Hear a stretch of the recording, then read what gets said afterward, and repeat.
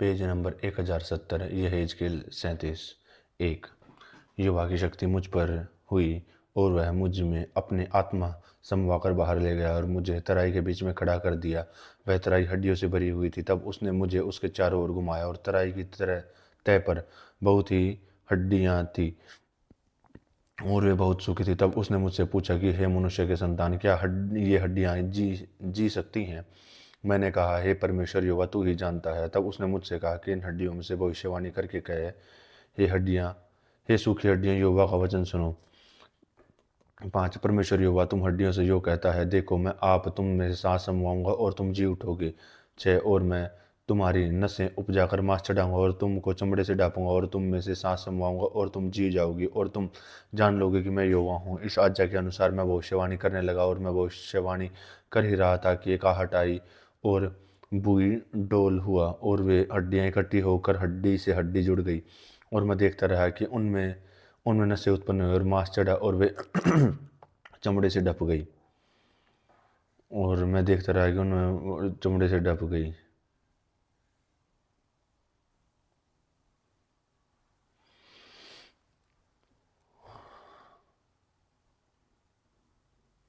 परंतु उनमें सांस कुछ न थी। तब उसने मुझसे कहा कि हे मनुष्य के संतान, सांस से भविष्यवाणी कर और सांस भविष्यवाणी करके कहे कि हे सांस, और सांस से भविष्यवाणी करके कहे कि हे सांस, परमेश्वर यहोवा यूं कहता है कि चारों दिशाओं से आकर इन घात किए हुओं में समा जा और जी उठें।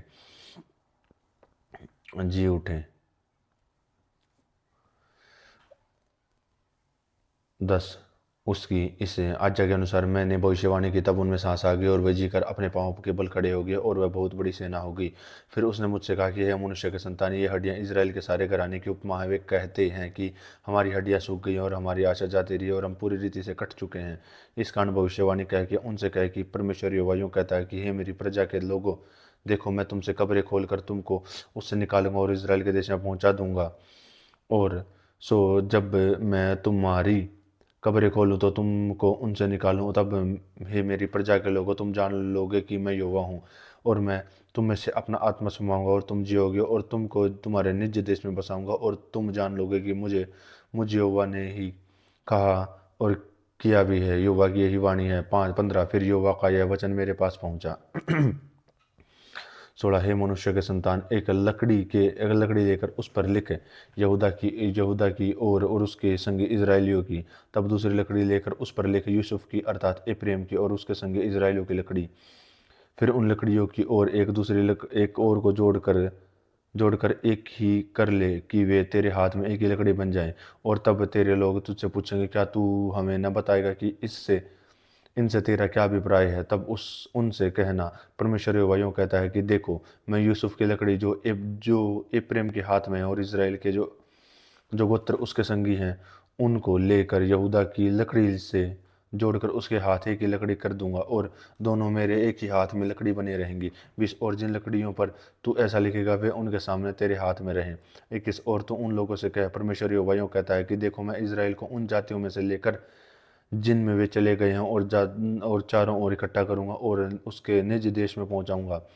22। और मैं उनको उस देश अर्थात इसराइल के पहाड़ों पर एक ही जाति कर दूंगा और उन सबों का एक ही राजा होगा और फिर वे दो न रहेंगे और न दो राज्यों में बटेंगे। वे फिर अपनी मूर्तों और घिनौने कामों का व अपने किसी प्रकार के पाप के द्वारा अपने को अशुद्ध न करेंगे, परंतु मैं उन सब की बस्तियों से जहाँ वे पाप करते हैं निकाल कर शुद्ध करूंगा और वे मेरी प्रजा होंगे और मैं उनका परमेश्वर होऊंगा। मेरा दास दाऊद उनका राजा होगा। सो मैं उन सबों का एक ही चरवाहा होगा और वे मेरे नियम पर चलेंगे और मेरी विधियों को मान करके अनुसार चलेंगे। 25। वे उस देश में रहेंगे जिसमें मैंने अपने दास याकूब को दिया था और जिसमें तुम्हारे पुरखे रहते थे। उसी में वे उनके बेटे पोते सदा बसे रहेंगे और मेरा दास दाऊद सदा उनका प्रधान रहेगा। 26। मैं उनके साथ शांति की वाचा बांधूंगा, वह सदा की वाचा ठहरेगी और मैं उन्हीं के स्थान में गिनती बढ़ाऊंगा और उनके बीच अपना पवित्र स्थान सदा बनाए रखूंगा। मेरे निवास का तंबू उनके ऊपर तना रहेगा और मैं उनका परमेश्वर ही होऊंगा और वे मेरी प्रजा होंगे। और जब मेरा पवित्र स्थान उनके बीच सदा के लिए रहेगा, तब सब जातियां जान लेंगी कि मैं यहोवा इज़राइल का पवित्र करने वाला हूँ। यह हिजकेल 38 है।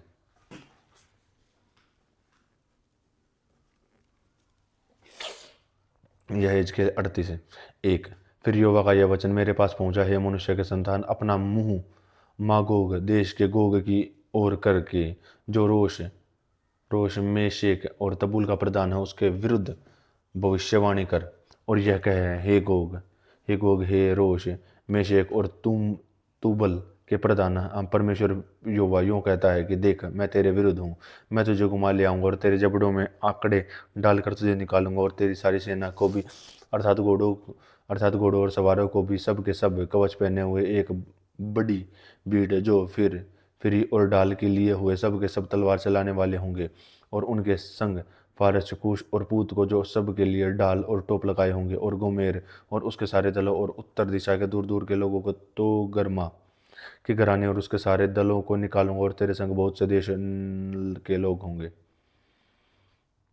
इसलिए तू तैयार हो जा, तू तू और जितनी भीड़ तेरे पास इकट्ठी हो, तैयार रहना और उनका उनका अगुआ बनना। और बहुत दिनों के बीतने पर तेरी सुधि ली जाएगी, और अंत के दिनों में तू उस देश में आएगा जो तलवार के वश से छूटा हुआ होगा, और जितने निवासी बहुत सी जातियों से इकट्ठे होंगे, अर्थात तू इसराइल के पहाड़ों पर आएगा जो निरंतर उजाड़ रहे हैं, परंतु वे देश देश के लोगों के वश में से छुड़ाए जाकर उन सब के निडर होंगे।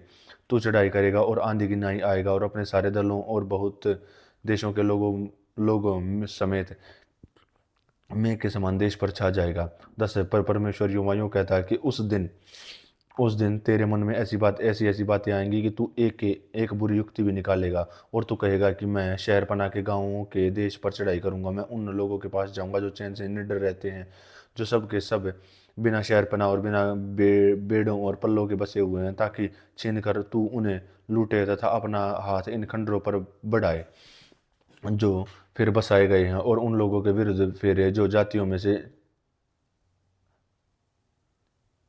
इकट्ठे हुए थे, और पृथ्वी के नाभि पर बसे हुए और ढोर और संपत्ति रखते हैं। शबा और ददान के लोग, तशीश के व्यापारी अपने देश के सब जवान सिंहों समेत तुझसे कहेंगे कि क्या तू लूटने को आता है? क्या तूने धन छीनने, सोना चांदी उठाने और ढोर और संपत्ति ले जाने और बड़ी लूट अपना लेने को अपनी भीड़ इकट्ठी की है? इस कारण हे मनुष्य के संतान, भविष्यवाणी करके गोग से कहे, परमेश्वर यहोवा यूं कहता है कि जिस समय मेरी प्रजा इस्राएल निडर बसी रहेगी, क्या इससे तुझे इसका समाचार न मिलेगा? 15। और तू उत्तर दिशा के दूर दूर स्थानों से आएगा, और तू और तेरे साथ बहुत सी जातियों के लोग, जो सब के सब घोड़ों पर चढ़े होंगे, अर्थात एक बड़ी भीड़ और बलवंत सेना। 16।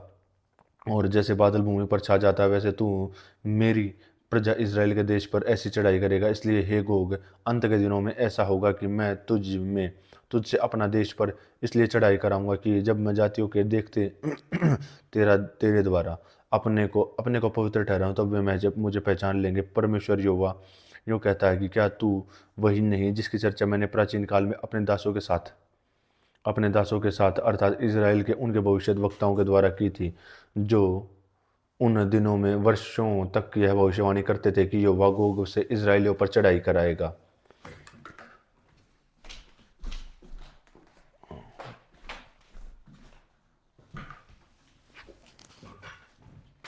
चढ़ाई कराएगा। और जिस दिन इज़राइल के देश पर गोग चढ़ाई करेगा, उसी दिन मेरी जलजलाहट मेरे मुख से प्रकट होगी। परमेश्वर यहोवा की यही वाणी है। और मैंने जलजलाहट और क्रोध में आग में कहा कि निस्संदेह उस दिन इज़राइल के देश में बड़े बुलडोल होगा। 20। और मेरे दर्शन से समुद्र की मछलियाँ और आकाश के पक्षी, मैदान के पशु और भूमि पर जितने जीव जंतु रेंगते हैं और भूमि के ऊपर जितने मनुष्य रहते हैं, सब काँप उठेंगे और पहाड़ गिराए जाएंगे और चढ़ाई या नाश होंगी, और सब बीतें गिर कर मिट्टी में मिल जाएंगी। परमेश्वर यहोवा की यही वाणी है कि मैं उसके विरुद्ध तलवार चलाने के लिए अपने सब पहाड़ों को पुकारूंगा, और हर एक तलवार के उसके भाई के विरुद्ध उठेगी, और मैं मरी और खून के द्वारा उससे मुकदमा लड़ूंगा, और उस पर, उसके दलों पर और उन बहुत सी जातियों पर जो उसके पास होंगी मैं बड़ी जड़ी लगाऊंगा, और ओले और आग और गंधक बरसाऊंगा। इस प्रकार मैं अपने को महान और पवित्र ठहराऊंगा और बहुत सी जातियों के सामने अपने को प्रकट करूंगा, तब वे जान लेंगे कि मैं यहोवा हूँ। यहेजकेल 39।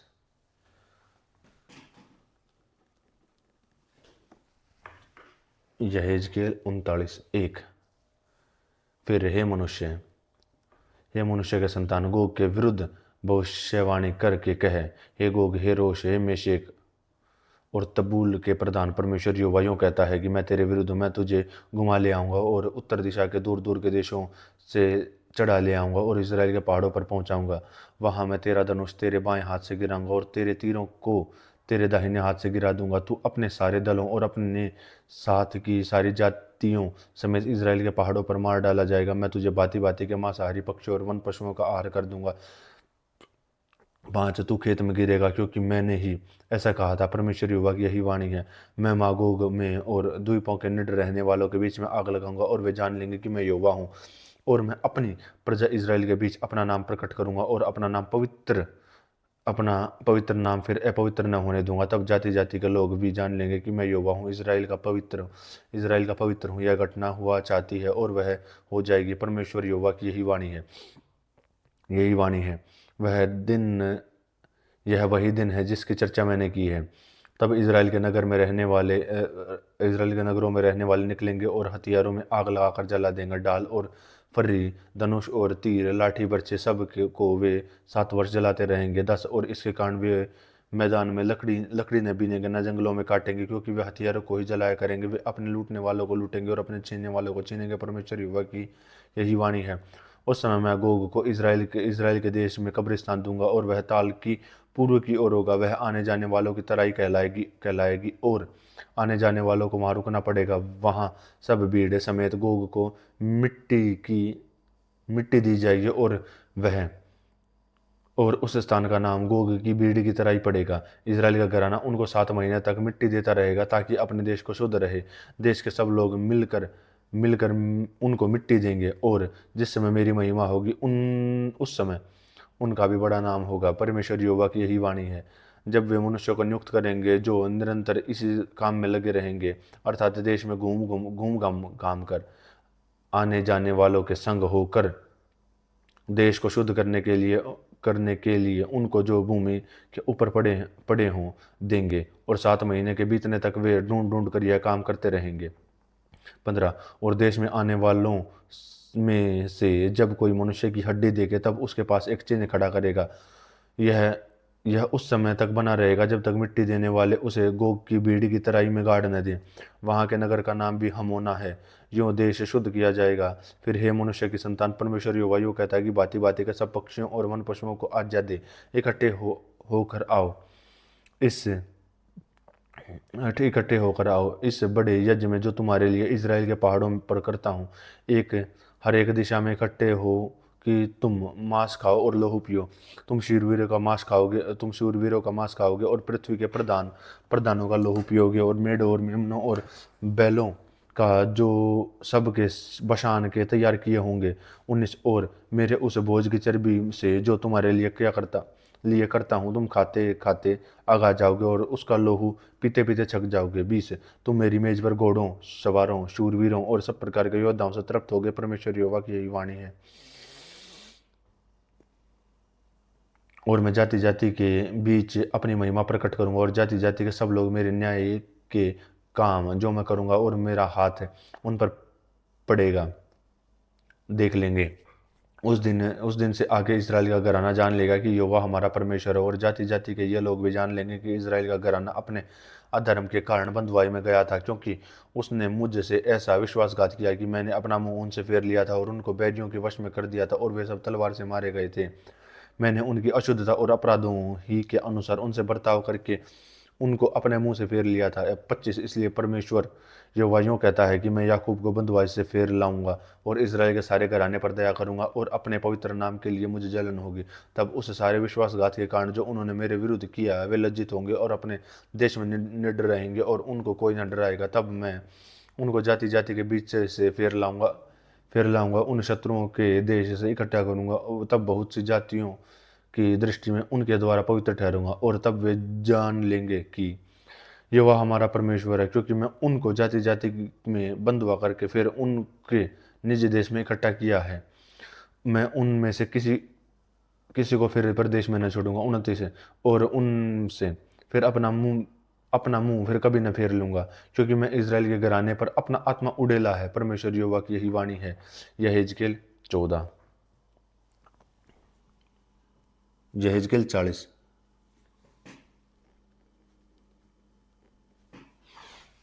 यहेजकेल 40:1।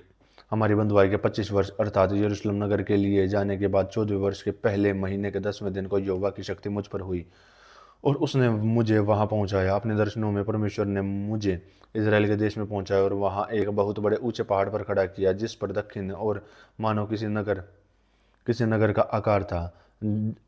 जब वह मुझे वहां ले गया तो मैंने क्या देखा कि पीतल का रूप धरे हुए एक और हाथ में सन का फीता और मापने के लिए बांस लिए हुए हर एक पुरुष फाटक में खड़ा खड़ा है। उस पुरुष ने मुझसे कहा कि हे मनुष्य की संतान, अपनी आंखों से देख और अपने कानों से सुन और मैं जो कुछ दिखाऊंगा दिखाऊंगा उस पर ध्यान दे, क्योंकि तू इसलिए पहुंचाया गया है कि मैं तुझसे ये बातें दिखाऊं जो कुछ तू देखे वह इजराइल के घराने को बताए। 5। और देखो, भवन के चारों भवन के बाहर चारों ओर एक बीत थी और उस पुरुष के हाथ में मापने का बांस था जिसकी लंबाई ऐसे 6 हाथ की थी जो साधारण हाथों से 14 भर अधिक थी। सो उसने बीत की मोटाई माप कर बांस भर की पाई, फिर उसने ऊंचाई भी माप कर बांस भर पाई। तब वह उस फाटक के पास आया जिसका मुंह पूर्व की ओर था और उसकी सीढ़ी पर चढ़कर फाटक की दोनों डेवड़ियों की चौड़ाई मापकर एक बांस से भरपाई की और पहले वाली कोठरियों बांस भर लंबाई और बांस भर चौड़ी थी और दो कोठरियों का अंतर 5 हाथ का था। और फाटक की डेवड़ी जो फाटक के ओसरे के पास भवन की ओर थी वह भी बांस भर की थी। तब उसने फाटक का ओसरा जो भवन के सामने था मापकर बांस भर का पाया और उसने फाटक का ओसारा मापकर 8 हाथ का पाया और उसने खंभे 2-2 हाथ के पाए और फाटक का ओसारा भवन के सामने था और 10। और पूरी फाटक की दोनों ओर 3-3 पहरे वाली कोठरियां थी जो सब एक ही माप की थी और दोनों ओर के खंभे एक ही माप के थे।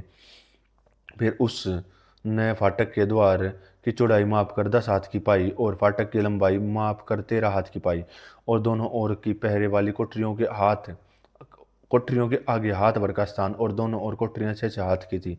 फिर उसने फाटक की एक ओर की पहरे वाली कोठरी की छत से लेकर दूसरी ओर की पहरे वाली कोठरी की छत तक माप कर 25 हाथ की पाई और द्वार आमने सामने थे। फिर उसने 60 हाथ के खंभे पाए न मापे और आंगन फाटक के आसपास खंभों तक था। 15। और फाटक के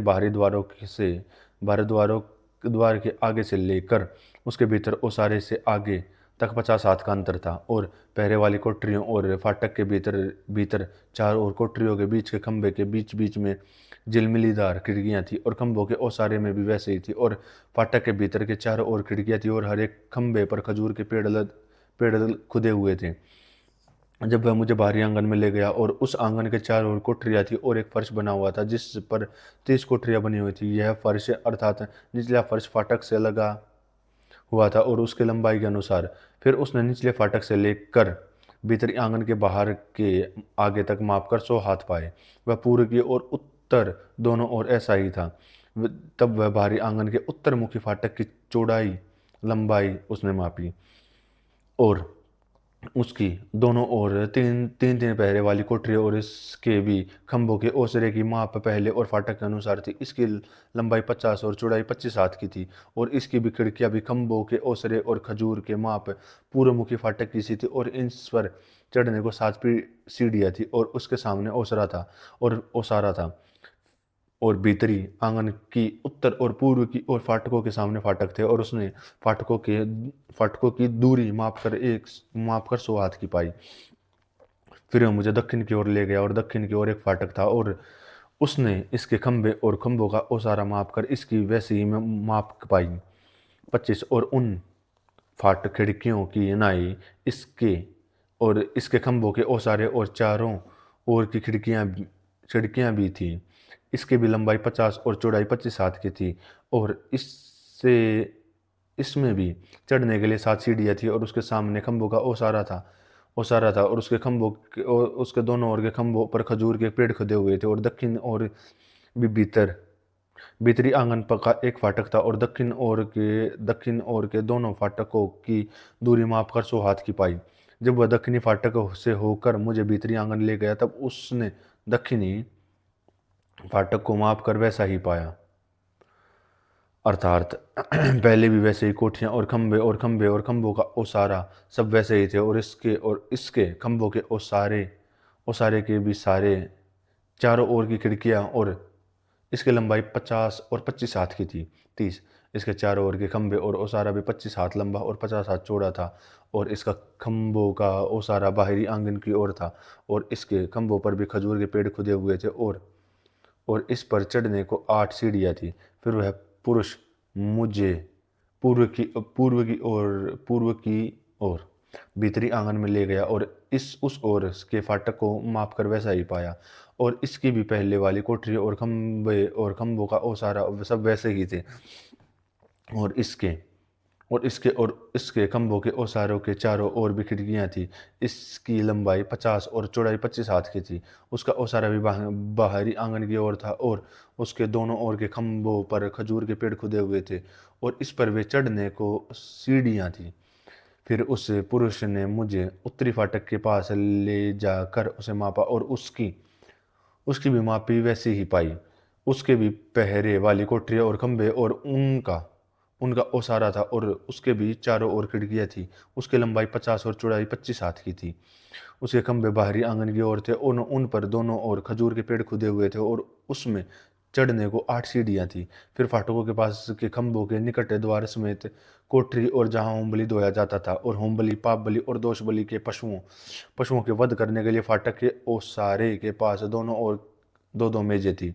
40 और फाटक की एक बाहरी अलंग पर अर्थात उत्तरी फाटक के द्वार की चढ़ाई पर 2 मेजें थी और उसकी दूसरी बाहरी अलंग पर भी जो फाटक के ओसारे के पास थी 2 मेजें थी।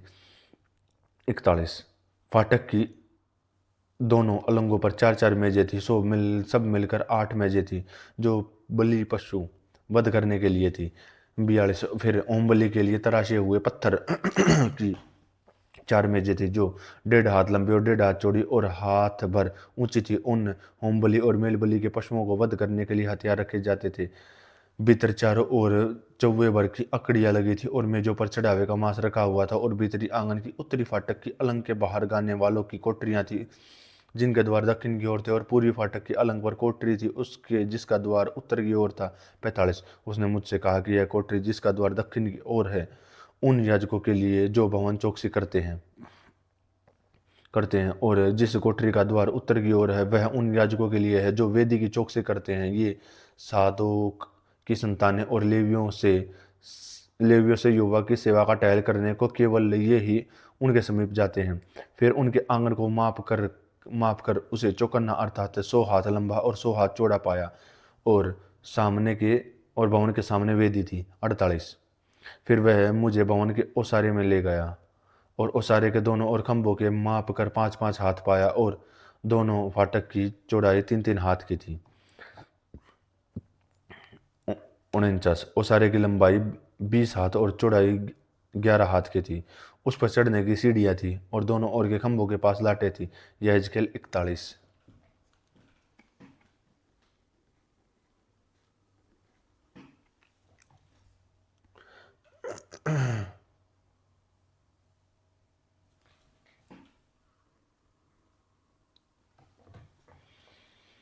यहेजकेल 41:1।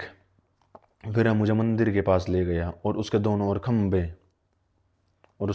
खंभों को माप कर 6-6 हाथ चौड़ा पाया। यह तो तंबू की चौड़ाई थी और द्वार की चौड़ाई 10 हाथ की थी और द्वार की दोनों अलंगे 5-5 हाथ की थी और उसने मंदिर की लंबाई माप कर 40 हाथ की और उसकी चौड़ाई 20 हाथ की पाई। तब उसने भीतर जाकर द्वारों के खंभों को मापा और 2-2 हाथ का पाया और द्वार 6 हाथ का था और द्वार की चौड़ाई 7 हाथ की थी। तब उसने भीतर के भवन की लंबाई और चौड़ाई मंदिर के सामने माप कर 20-20 हाथ की पाई और उसने मुझसे कहा यह तो परम पवित्र स्थान है। 5, फिर उसने भवन की भीत पर माप कर 6 हाथ की पाया और भवन के आसपास 4-4 हाथ चौड़ी कोठरियाँ थी। 6, और ये बाहरी कोठरियाँ तिमहली थी और एक एक महल में 30-30 कोठरियाँ थी। भवन के आसपास की भीत इसलिए थी कि बाहरी कोठरियाँ उसके सहारे में हों और उसी में कोठरियों की कड़ियाँ बैठाई हुई थी और भवन की भीत के सहारे में थी। 7, और भवन के आसपास जो कोठरियाँ बाहर थी उनमें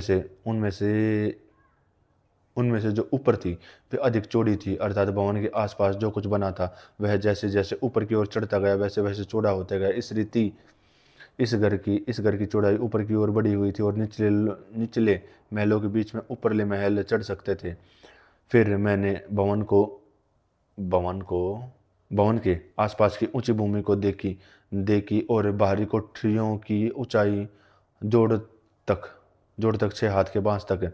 बाहरी कोठरियों के लिए जो बीत थी वह 5 हाथ मोटी थी और जो स्थान खाली रह गया था वह भवन की बाहरी कोठरियों का स्थान था। 10 बाहरी कोठरियों के बीच बीच भवन के आसपास 20 हाथ का अंतर था। 11 और बाहरी कोठरियों के द्वार उस स्थान की ओर थे जो खाली था, अर्थात एक द्वार उत्तर की ओर और दूसरा दक्षिण की ओर था, और जो स्थान रह गया था उसकी चौड़ाई चारों ओर 5 हाथ की थी। 12 फिर जो भवन मंदिर के पश्चिम आंगन के सामने थे वह 70 हाथ चौड़ा था और भवन के आसपास के बीत 5 हाथ मोटी थी और उसकी लंबाई 90 हाथ की थी। तब उसने भवन की लंबाई मापकर 100 हाथ की पाई और बीतों समेत आंगन की लंबाई मापकर 100 हाथ की पाई, और भवन का पूर्वी सामना और आंगन का 100 हाथ चौड़ा था।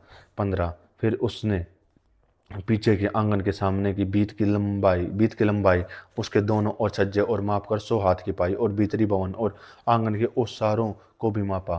तब उसने डेवढ़ी और झिलमिलीदार खिड़कियों और आसपास के 3 महलों के छज्जों को मापा जो डेवढ़ी के सामने थे, और चारों ओर तख्ता बंदी हुई और भूमि से खिड़कियों तक और खिड़कियों के आसपास सब कहीं तख्ताबंदी हुई। 17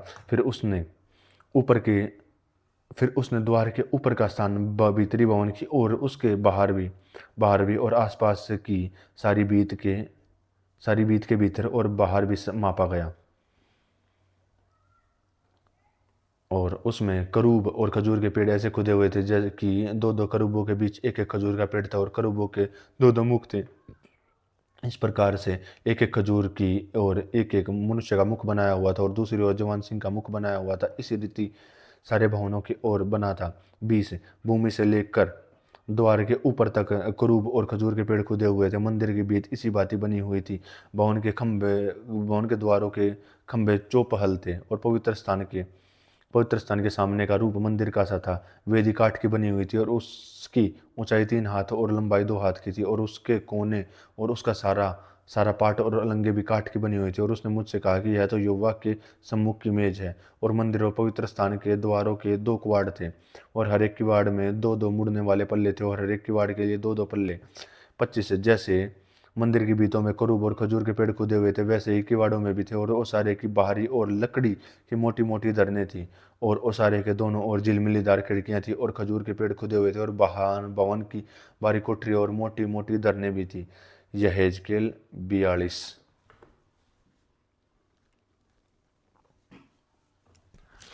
यहेजकेल 42:1 फिर वह मुझे बाहरी आंगन में उत्तर की ओर ले गया और मुझे उन 2 कोठरियों के पास लाया जो भवन के आंगन के सामने की ओर उत्तर की ओर थी। 100 हाथ की दूरी पर उत्तरी द्वार था और चौड़ाई 50 हाथ की थी। भीतरी आंगन के 20 हाथ सामने और बाहरी आंगन के फर्श के सामने तीनों महलों में के छज्जे थे और कोठरियों के सामने भीतर की ओर जाने वाला 10 हाथ चौड़ा एक मार्ग था और हाथ भर का एक और मार्ग था, और कोठरियों के द्वार उत्तर की ओर थे। 5 और ऊपरली कोठरियां छोटी थी अर्थात छज्जों के कारण में निचली और बिचली कोठरियों से छोटी थी क्योंकि वे तिमहली थी और आंगनों के समान उनके खंभे न थे। इस कारण ऊपरली कोठरियां निचली और बिचली कोठरियों से छोटी थी और जो भीत कोठरियों के बाहर और उनके आसपास थी अर्थात कोठरियों के सामने बाहरी आंगन की ओर थी उसकी लंबाई 50 हाथ की थी, क्योंकि बाहरी आंगन की कोठरियां 50 हाथ लंबी और मंदिर के सामने की अलंगी 100 हाथ की थी। और इन कोठरियों के नीचे पूर्व की ओर मार्ग था जहां लोग बाहरी आंगन में जाते थे। 10 आंगन की भीत की चौड़ाई में पूर्व की ओर अलग अलग स्थानों और भवन दोनों के सामने कोठरियां थी और उनके सामने का मार्ग उत्तर कोठरियों के मार्ग सा था और उनकी लंबाई चौड़ाई बराबर थी और निकास और उनके डंके से थे। और दक्षिणी कोठरियों के द्वारों के अनुसार मार्ग के सिरे पर द्वार था अर्थात पूर्व की ओर भीत के सामने जहां से लोग उनमें प्रवेश करते थे। फिर उसने मुझसे कहा कि ये उत्तरी और दक्षिणी कोठरियां जो आंगन के सामने हैं वे ही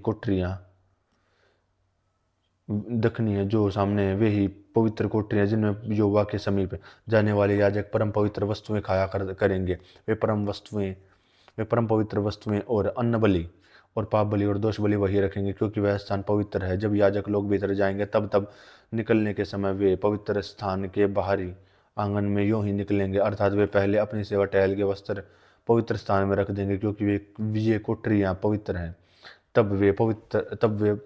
तब वे वस्त्र पहनकर साधारण लोगों के स्थान में जाएंगे। 15 जब वह बाहर भीतरी भवन को माप चुका, तब मुझे पूर्व दिशा के फाटक के मार्ग से ले जाकर बाहर का स्थान चारों ओर मापने लगा। उसने पूर्व अलंगों को माप के बांस से माप कर 500 बांस पाया। तब उसने उत्तरी अलंग को माप के माप का 500 बांस पाया।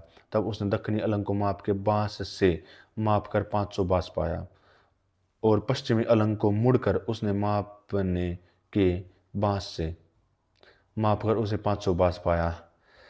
20 उसने उस स्थान की चारों अलंगें मापी और उसकी चारों ओर बीतें थी।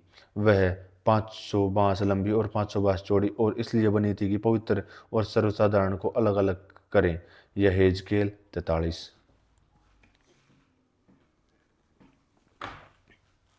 यह हिजकेल 43:1।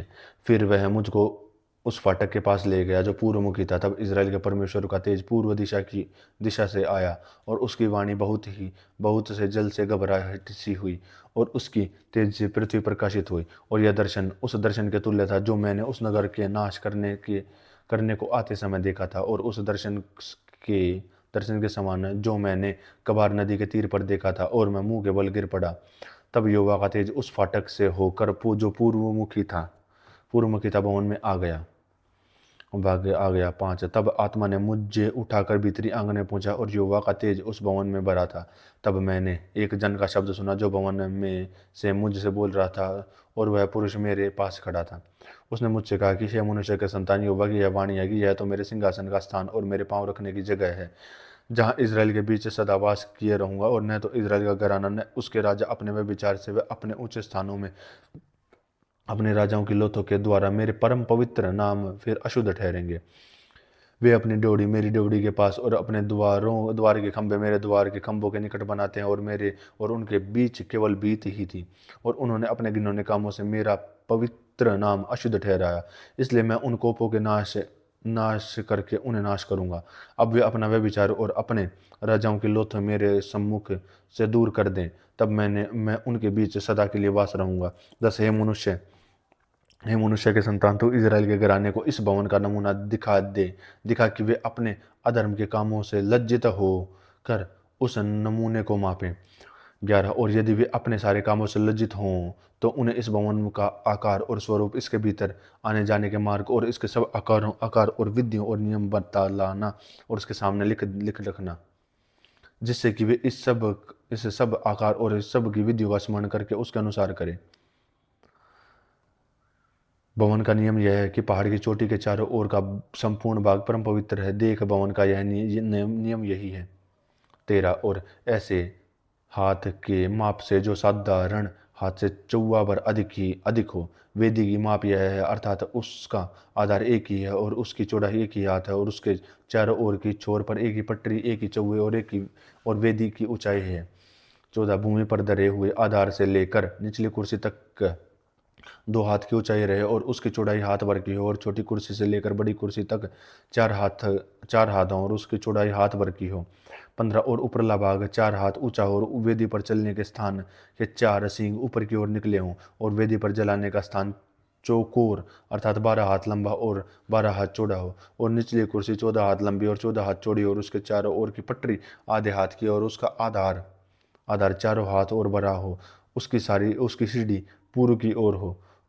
फिर उसने मुझसे कहा कि हे मनुष्य के संतान, परमेश्वर यहोवा यूं कहता है कि जिस दिन होम बलि चढ़ाने और लहू छिड़काने के लिए वेदी बनाई जाए, उस दिन की विधियां ये ठहरे, अर्थात लेवीय याजक लोग जो सादोक के संतान और मेरी सेवा टहल करने को मेरे समीप रहते हैं, उन्हें तू पाप बलि के लिए एक बछड़ा देना। परमेश्वर यहोवा की यही वाणी है। 20 तब तू उसके लोहे में से कुछ लेकर वेदी के चारों सिंगों और कुर्सी के चारों कोनों और चारों ओर की पटरी पर लगाना। इस प्रकार से उसके लिए प्रायश्चित करने के द्वारा उसको पवित्र करना।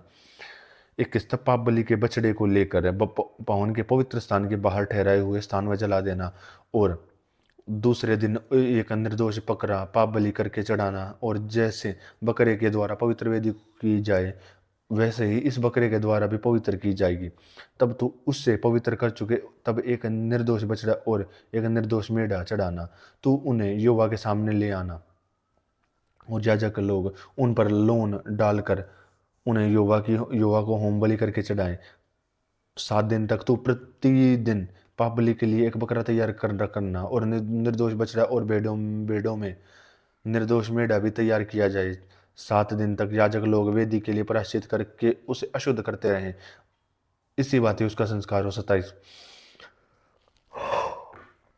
और जब वे दिन समाप्त हो तब 8वें दिन के बाद से याजक लोग तुम्हारे होम बलि और मेल बलि वेदी पर चढ़ाया करे, तब मैं तुमसे प्रसन्न होऊंगा। परमेश्वर यहोवा की यही वाणी है। यह हेजकेल 44।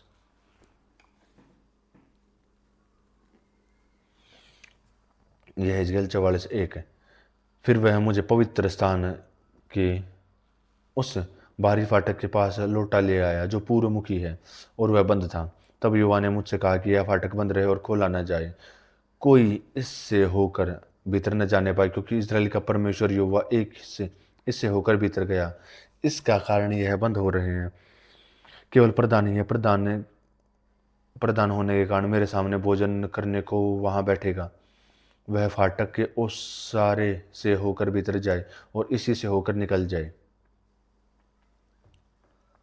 फिर वह भीतरी फाटक के पास होकर मुझसे भवन के सामने से ले गया। तब मैंने देखा कि यहोवा का भवन यहोवा के तेज से भर गया है, और मैं मुंह के बल गिर पड़ा। 5। तब यहोवा ने मुझसे कहा, हे मनुष्य के संतान, ध्यान देकर अपनी आंखों से देखकर, और जो कुछ मैं तुझसे अपने भवन की सब विधियों और नियमों के विषय में कहूँ वह सब अपने कानों से सुन, और अपने भवन के पठाव और पवित्र स्थान के सब निकासों पर ध्यान दे, और उन बलवाइयों अर्थात इजराइल के घराने से कहना, परमेश्वर यहोवा यूँ कहता है हे इजराइल के घराने, अपने सब घृणित कामों से अब हाथ उठा। तब तुम मेरा भोजन अर्थात चर्बी और लोहू बढ़ाते थे। तब तुम बिराने लोगों को, जो मन और तन दोनों के खतनाहीन थे, मेरे पवित्र स्थान में आने देते थे कि वे मेरा भवन पवित्र करें। और उन्होंने मेरी वाचा को तोड़ दिया, जिससे वे तुम्हारे सब घृणित काम बढ़ गए, और तुमने मेरी पवित्र वस्तुओं की रक्षा नहीं की, परंतु तुमने अपने ही मन से अन्य लोगों को मेरे पवित्र स्थानों में मेरी वस्तुओं को रक्षा करने वाले ठहरा। इसलिए परमेश्वर यहोवा यूँ कहता है कि हे इजराइल के बीच जितने अन्य लोग हों जो मन और तन दोनों के खतनाहीन हैं, उनमें से कोई मेरे पवित्र स्थान में न आने पाए, परंतु परंतु परंतु लेविया लोग जो उस समय मुझसे दूर हो गए थे। तब इजरायली लोग मुझे छोड़कर अपनी मूर्तों के पीछे भटक गए थे, वे अपने अधर्म का भार उठाएंगे। 11। परंतु वे मेरे पवित्र स्थान में टहलुए होकर भवन के फाटकों का पहरा देने वाले और अपने भवन के टहलुए रहे। वे होम बलि और मेल बलि के पशु लोगों के लिए वध करें, और उनकी सेवा टहल करने को उनके सामने खड़ा हुआ करें, क्योंकि इजराइल के घराने की सेवा टहल वे उनकी मूर्तों के सामने करते थे, और उनके ठोकर खाने और उनके अधर्म में फंसने का कारण हो गए थे। इस कारण मैंने उनके विषय में शपथ खाई थी, वे अपने अधर्म का भार उठाएं। परमेश्वर यहोवा की यही वाणी है। वे मेरे समीप न आए और न मेरे लिए याजक का काम करे, और न मेरी किसी पवित्र वस्तु व किसी परम पवित्र वस्तु को छूने पाए। वे अपनी लज्जा का और अपने जो घृणित काम उन्होंने किए हैं उनका ही भार उठाएंगे, तो भी मैं उन्हें भवन की सौंपी हुई वस्तुओं का रक्षक ठहराऊंगा। उसमें सेवा का जितना काम हो और जो कुछ उसमें करना हो उसके करने वाले वे ही हों। 15। फिर लेवीय याजक जो सादोक की संतान है, और उन्होंने उस समय में मेरे पवित्र स्थान की रक्षा की जब इजराइल मेरे पास से भटक गए थे, मेरी सेवा टहल करने को मेरे समीप आया करें, और मुझे चर्बी और लहू बढ़ाने को मेरे सम्मुख खड़े हुआ करें। परमेश्वर यहोवा की यही वाणी है। वे मेरे पवित्र स्थान में आया करें और मेरी मेज के पास मेरी सेवा टहल करने को और मेरी वस्तुओं की रक्षा करें। और जब वे भीतरी आंगन के फाटकों से हो जाया करें तब सन के वस्त्र पहने हुए जाएं, और जब वे भीतरी आंगन के फाटकों में वह उसके भीतर सेवा टहल करते हो तब कुछ उनके वस्त्र न पहने। 18। वे सिर पर सन की सुंदर टोपियां पहने और कमर में सन की जांघियां बांधे हों। किसी ऐसे कपड़े से वे कमर न बांधे जिसमें से पसीना आता हो।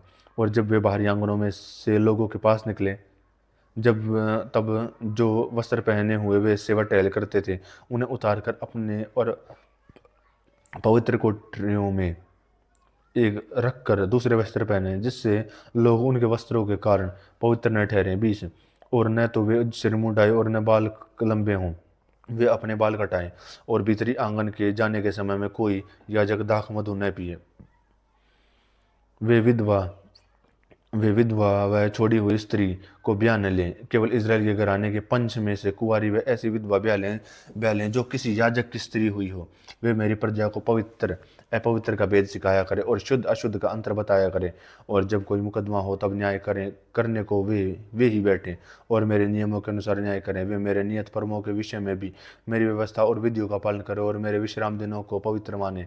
25 वे किसी मनुष्य की लोथ के पास न जाएं कि अशुद्ध हो जाएं। केवल माता पिता, बेटे बेटी, भाई और ऐसी बहन की लोथ के कारण जिसका विवाह न हुआ हो, वे अपने को शुद्ध कर सकते हैं। और जब वे अशुद्ध हो जाएं तब उनके लिए 7 दिन गिन जाएं और तब वे शुद्ध ठहरें। और जिस दिन वे पवित्र स्थान अर्थात भीतरी आंगन में सेवा टहल करने को फिर प्रवेश करें, उस दिन अपने लिए पाप बलि चढ़ाएं। परमेश्वर यहोवा की यही वाणी है।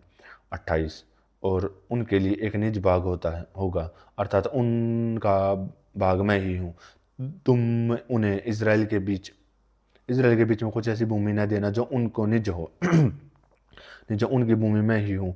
वे अन्न बलि, पाप बलि और दोष बलि खाया करे और इजराइल में जो वस्तु अर्पण की जाए वह उनको मिला करे। और सब प्रकार की सबसे पहली उपज और सब प्रकार की उठाई हुई वस्तु जो तुम उठाकर चढ़ाओ याजकों को मिला करे। और नए अन्न का पहला गूथा हुआ आटा भी याजकों को दिया करना, जिससे तुम लोगों के घर में आशीष हो।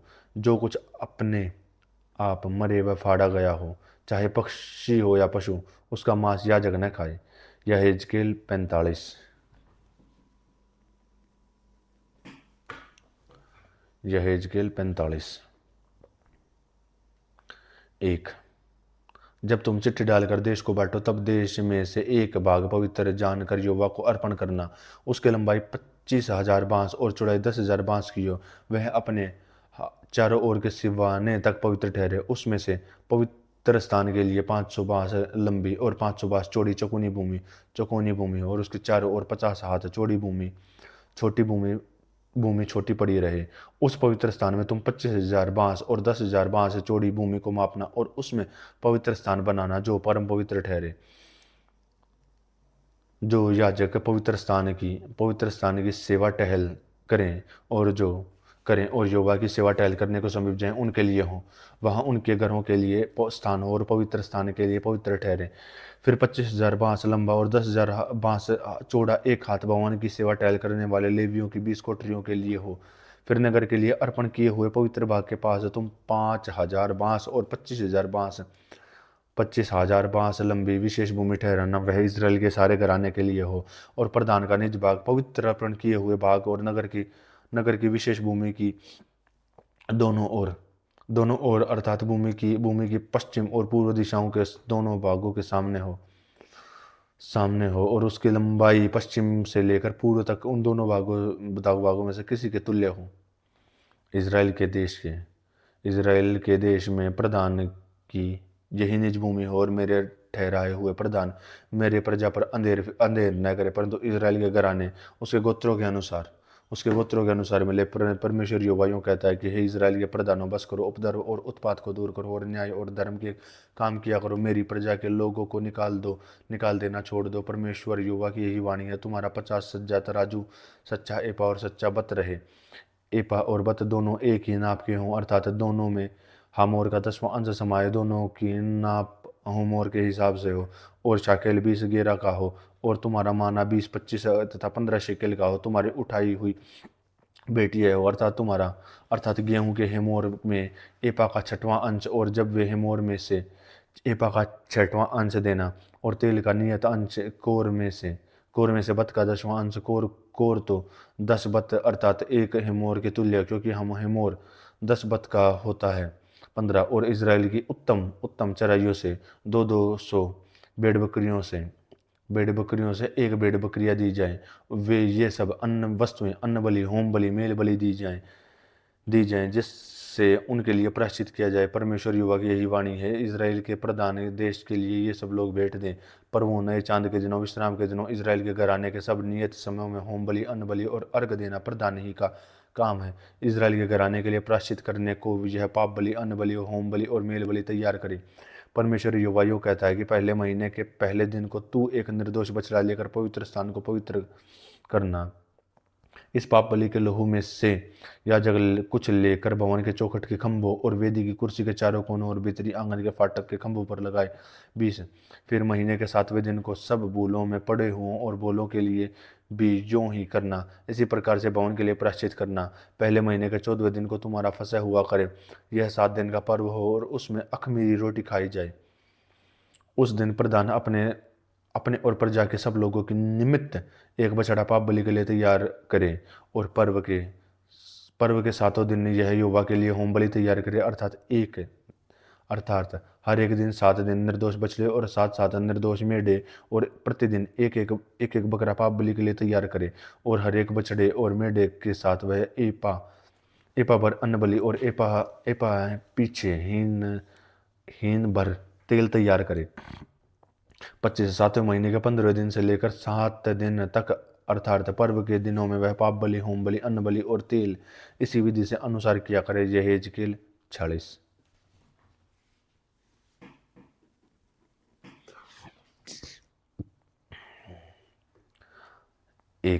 यहेजकेल 40:1। परमेश्वर यहोवा यूं कहता है कि भीतरी आंगन का पूर्वमुखी फाटक कामकाज के 6 दिनों बंद रहे, परंतु विश्राम दिनों को खुला रहे। नए चांद के दिन भी खुला रहे।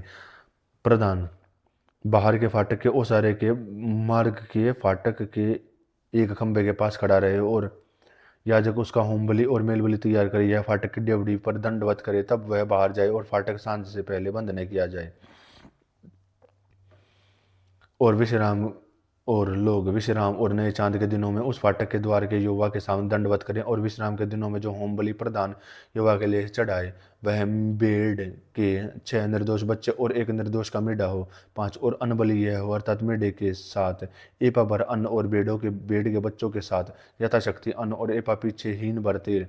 और नए चांद के दिन वह एक निर्दोष बछड़ा और भेड़ के 6 बच्चे और एक मेढ़ा चढ़ाए, ये सब निर्दोष हों। और बछड़े और मेढ़े दोनों के साथ यह एक एपा अन्न बलि तैयार करे और भेड़ के बच्चों के साथ यथाशक्ति अन्न और एपा पीछे हीन भर तेल। और प्रधान भीतर जाए और तब वह फाटक के ओसरे से होकर और उसी मार्ग से निकल जाए। जब साधारण लोग नियत समय में यहोवा के सामने दंडवत करने को आए, तब जो उत्तरी फाटक से होकर दंडवत करने को भीतर आए वह दक्षिणी फाटक से होकर निकले, और जो दक्षिणी फाटक से होकर भीतर आए वह फाटक से होकर निकले, अर्थात जो जिस फाटक से भीतर आया वह उस फाटक से न लौटे, अपने सामने से निकल जाए। 10 और जब वे भीतर आए तब प्रधान उनके बीच होकर आए, और तब जब वे निकले तब वे उसके साथ निकले। और पर्वों और अन्य नियतों समय का अन्न बलि बछड़ों पीछे एपा और मेढ़े पीछे एपा भर के हों, और भेड़ों के बच्चों के साथ यथाशक्ति अन्न और एपा पीछे हीन भर तेल। फिर जब प्रधान होम बलि व मेल बलि की स्वेच्छा बलि करके यहोवा के लिए तैयार करे, तब पूर्वमुखी फाटक उनके लिए खोला जाए, और वह अपना होम बलि व मेल बलि वैसे ही तैयार करे जैसे वह विश्राम दिन के लिए करता हो। तब वह निकले और उसके निकलने के पीछे फाटक बंद किया जाए। और प्रतिदिन तू वर्ष भर का एक निर्दोष भेड़ का बच्चा यहोवा की होम बलि के लिए तैयार करना, वह प्रति भोर को तैयार किया जाए। और प्रति भोर को उसके साथ एक अन्न बलि तैयार अर्थात एपा का 6वां अंश और मैदा के मिलाने के लिए हीन भर तेल की तिहाई यहोवा के लिए सदा का अन्न बलि नित्य विधि के अनुसार चढ़ाया जाए। 15 भेड़ का बच्चा अन्न बलि और तेल बलि प्रति भोर को नित्य होम बलि के साथ चढ़ाया जाए। 16 परमेश्वर यहोवा यूं कहता है कि यदि प्रधान अपने किसी पुत्र को कुछ दे तो वह उसका भाग होकर उसके पोतों को भी मिले। भाग के नियमों के अनुसार वह उसका निज धन ठहरे। परंतु यदि वह अपने भाग में से अपने किसी कर्मचारी को कुछ दे तो छुट्टी के वर्ष तक तो वह उसका बना रहे, परंतु उसके बाद प्रधानों को लौटा दिया जाए और वह उसके निज भाग ही उसके पुत्रों को मिले। 18 और प्रजा का ऐसा कोई भाग प्रधान न ले जो अंधेर से उसकी निज भूमि से छीना हो, वह अपने पुत्रों को वह अपनी ही निज भूमि से भाग भाग दे। ऐसा ना हो कि मेरी प्रजा के लोग अपने निज भूमि से तितर बितर हो जाएं। फिर वह मुझे फाटक की एक अलंग में द्वार से होकर याजकों का उत्तरमुखी पवित्र कोठरियों में ले गया। वहां पश्चिम ओर के कोनों में एक स्थान है। 20।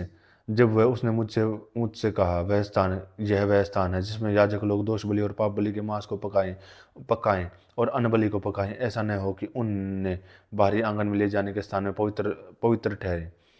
जब उसने मुझे बाहरी आंगन में ले जाकर उस आंगन के चारों कोनों में फिराया, और आंगन के हर एक कोने में एक एक ओट बना रखा था, अर्थात आंगन के चारों कोनों के 40 हाथ लंबे और 30 हाथ चौड़े ओट थे। चारों कोनों के ओटों की एक ही माप थी, और और भीतर के चारों ओर की बीत थी और बीतों के नीचे पकने के चूल्हे बने थे। जब उसने मुझसे कहा कि पकाने के घर हैं, वहां भवन के टहलोए हुए बलिदानों को पकाए वे ही हैं। यहेजकेल 47।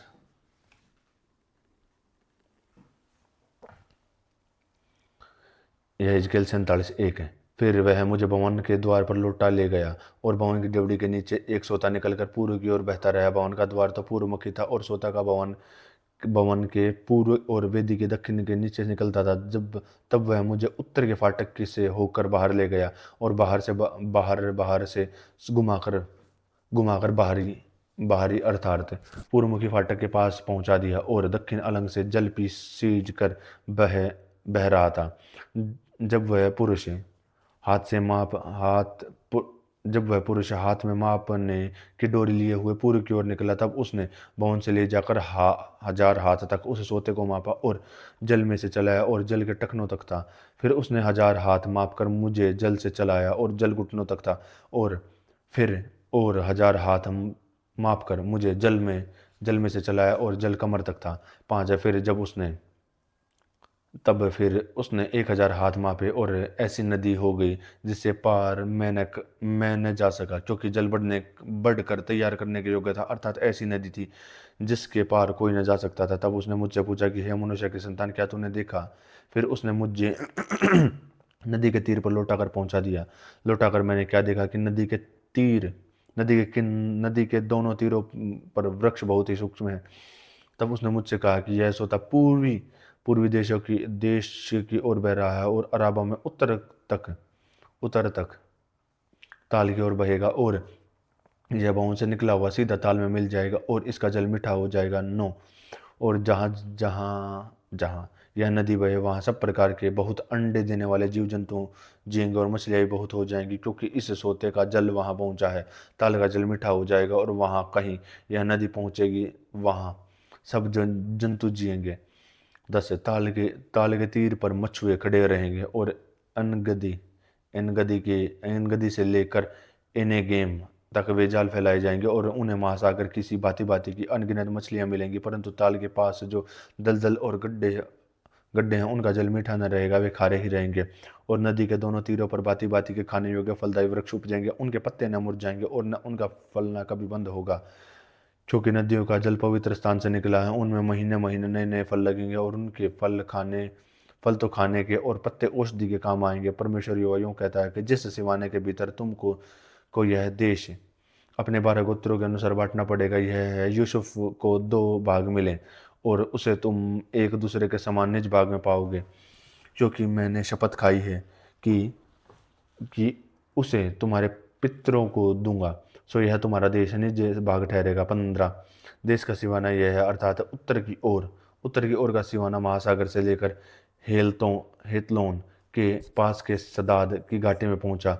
16। और उस सिवाने के पास हमात बरोता और सिब्बोन, जो दशमीक और हमात के सिवानों के बीच में था, और हर्षतिकोन तक, जो हेरोन के सिवाने पर है। 17। और यह सिवाना समुद्र से लेकर दमिश्क के सिवाने के पास इसके हसरेनोन तक पहुंचा, और उसकी उत्तर और हमात हो उत्तर का सिवाना यही, और पूर्वी सिवाना जिसकी ओर ही हुरान, दमिश्क और यरदन की ओर गिलाद और इज़राइल का देश हो।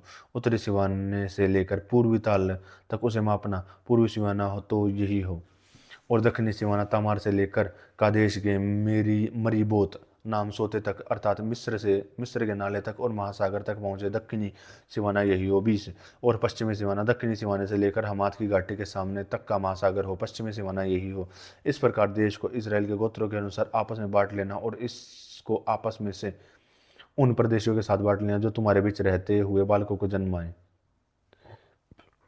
वे तुम्हारी दृष्टि में देसी इजरायली की नाई ठहरे और तुम्हारे गोत्रों के बीच अपना अपना भाग पाए। जो परदेशी जिस गोत्र में रहते हों, जिस उसको वही भाग देना। परमेश्वरी यहोवा की यही वाणी है। यहेजकेल 48।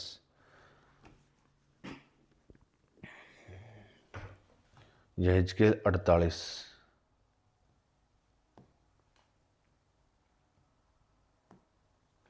एक, गोत्रों के भाग ये हों, उत्तर सिवाने से लगा हुआ हो, हेतलोन के मार्ग के पास से हमात की घाटी तक, और दमिश्क के सिवाने के पास के हमरेनान से उत्तर और हमात के पास तक एक भाग दान का हो, और उसके पूर्वी और पश्चिमी सिवाने भी हों।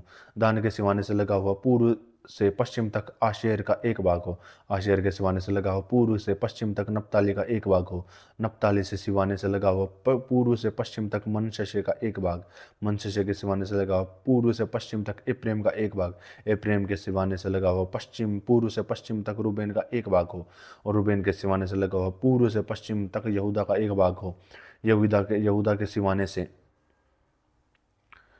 सिवाने से पूर्व यहूदा के सिवाने से लगा हुआ पूर्व से पश्चिम तक वह अर्पण किया हुआ भाग हो, जिसे तुम्हें अर्पण करना होगा।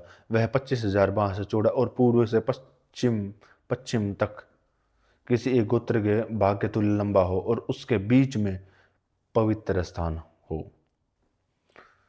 जो भाग तुम्हें यहोवा को अर्पण करना होगा उसकी लंबाई 25,000 बाँस और चौड़ाई 10,000 बाँस की हो। 10, यह अर्पण किया हुआ पवित्र भाग याजकों को मिले।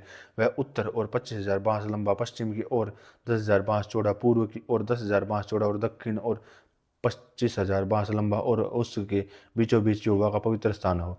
यह विशेष पवित्र भाग सादोक की संतान के उन याजकों का हो जो मेरी आज्ञाओं को पालते हैं, और इजरायलियों के भटक जाने के समय लेवियों की नाई भटके थे। सो देश के अर्पण किए हुए भाग में से यह उनके लिए अर्पण किया हुआ भाग अर्थात परम पवित्र देश ठहरे, और लेवियों के सिवाने से लगा रहे, और याजकों के सिवाने से लगा हुआ लेवियों का भाग हो, और 25,000 बाँस लंबा और 10,000 बाँस चौड़ा हो। सारी लंबाई 25,000 बाँस की और चौड़ाई 10,000 बाँस की हो। वे उसमें से न तो कुछ बेचें, न दूसरी भूमि से बदलें, और न भूमि की पहली उपज और किसी को दी जाए, क्योंकि यह यहोवा के लिए पवित्र है। 15, और चौड़ाई के 25,000 बाँस के सामने जो 5,000 बचा रहेगा वह नगर और बस्ती और चराई के लिए साधारण भाग हो, और नगर उसके बीच में हो, और नगर की यह माप हो, अर्थात उत्तर दक्षिण पूर्व और पश्चिम और 4,500 हाथ, और नगर के पास उत्तर दक्षिण पूर्व पश्चिम चराइयाँ जो 250 बाँस चौड़ी हों, और अर्पण किए हुए पवित्र भाग के पास की लंबाई में जो कुछ बचे, अर्थात पूर्व और पश्चिम में दोनों ओर 10-10 बाँस जो अर्पण किए हुए भाग हों, उसकी उपज नगर के पश्चिम में रखने वालों के लिए हो। और इजराइल के सारे गोत्रों में से जो नगर में परिश्रम करेगा उसके लिए खेती किया करे। 20, सारा अर्पण किया हुआ भाग 25,000 बाँस लंबा और 25,000 बाँस चौड़ा हो, पर तुम्हें चौकोना पवित्र भाग अर्पण करना होगा, जिसमें नगर की विशेष भूमि हो। 21, और जो भाग रह जाए वह प्रधान को मिले। पवित्र अर्पण किए हुए भाग की और नगर की भूमि की दोनों ओर, अर्थात उनकी पूर्व और पश्चिम अलंगों के 25,000 बाँस की चौड़ाई के पास, और जो और गोत्रों के पास भाग रहे वह प्रधानों को मिले, और अर्पण किया हुआ पवित्र भाग और भवन का पवित्र स्थान उनके बीच में रहे। जो प्रधान का भाग होगा वह लेवियों के बीच और नगरों की विशेष भूमि हो। प्रधान का भाग यहूदा और बिन्यामीन के सिवाने के बीच में हो। अन्य गोत्रों के भाग इस प्रकार हो: पूर्व से पश्चिम तक बिन्यामीन का एक भाग, बिन्यामीन के सिवाने से लगा हुआ पूर्व से पश्चिम तक शिमोन का एक भाग, 25 शिमोन के सिवाने से लगा हुआ पूर्व से पश्चिम तक इस्साकार का एक भाग, इस्साकार के सिवाने से लगा हुआ पूर्व से पश्चिम तक जब्बूलून का एक भाग, जब्बूलून के सिवाने से लगा पूर्व से पश्चिम तक गाद का एक भाग, और गाद के सिवाने के पास से दक्षिण ओर का सिवाना तामार से लेकर कादेश के मरीबोत नाम सोते तक और मिस्र के नाले और महासागर तक पहुँचे। और जो देश तुम्हें इज़राइल के गोत्रों को बांटना होगा वह यही है, और उनके भाग भी यही हैं। परमेश्वर यहोवा की यही वाणी है। 30 नगर के निकास ये हों, अर्थात उत्तर की अलंग जिसकी लंबाई 4,500 बाँस की हो। 31 उसमें 3 फाटक हों, अर्थात एक रूबेन का फाटक, यहूदा का फाटक, एक लेवी का फाटक हो, क्योंकि नगर के फाटकों के नाम इज़राइल के गोत्रों के नामों पर रखने होंगे। 32 और पूर्व की अलंग 4,500 बाँस लंबे जो, और उनमें फाटक हों, अर्थात एक यूसुफ का फाटक, एक बिन्यामीन का फाटक और एक दान का फाटक हो। और दक्षिण की अलंग 4,500 बाँस लंबी हो, और उसमें 3 फाटक हों, अर्थात एक शिमोन का फाटक, एक इस्साकार का फाटक हो, एक जबूलून का फाटक हो। और पश्चिम की अलंग 4.5 हाथ लंबी हो, और उसमें 3 फाटक हों, अर्थात एक गाद का फाटक और एक आशेर का फाटक और एक नप्ताली का फाटक। 35 नगर की चारों अलंगों का घेरा 18,000 बाँस का हो, और उस दिन से आगे को नगर का नाम योवा शम्मा रहेगा।